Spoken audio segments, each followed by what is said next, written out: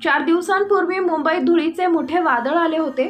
वादळ काही वेळातच थांबले, तरी या वादळाची चर्चा मात्र अद्याप थांबलेली नाही।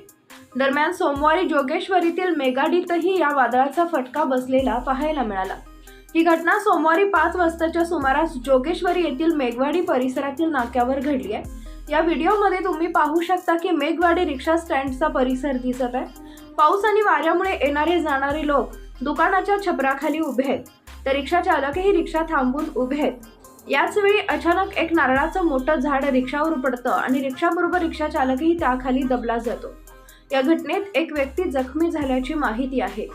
या व्हिडिओमध्ये तुम्ही पाहू शकता थांबलेला रिक्षा चालक रिक्षा सुरूच करत असतो आणि हे झाड कोसळतं।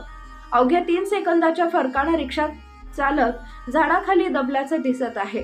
झाड कोसळताच आजूबाजूला असलेले लोक घाबरतात आणि तिथून पळ काढतात।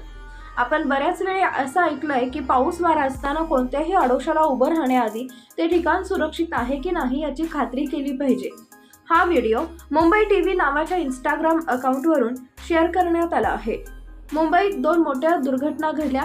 सोसाट्याचा वारा सुटल्यानंतर मुंबईच्या घाटकोपर भागात भीषण दुर्घटना झाली, तर वडाळ्यातही टॉवर कोसळला। दरम्यान सोमवारी आलेल्या वादळात जोगेश्वरी येथील मेघवाडीतही एक दुर्घटना घडली। याचा थरारक व्हिडिओ सध्या समोर आला असून तो आता सोशल मीडियावर व्हायरल होत आहे। हा व्हिडिओ पाहून तुम्हालाही धडकी भरेल।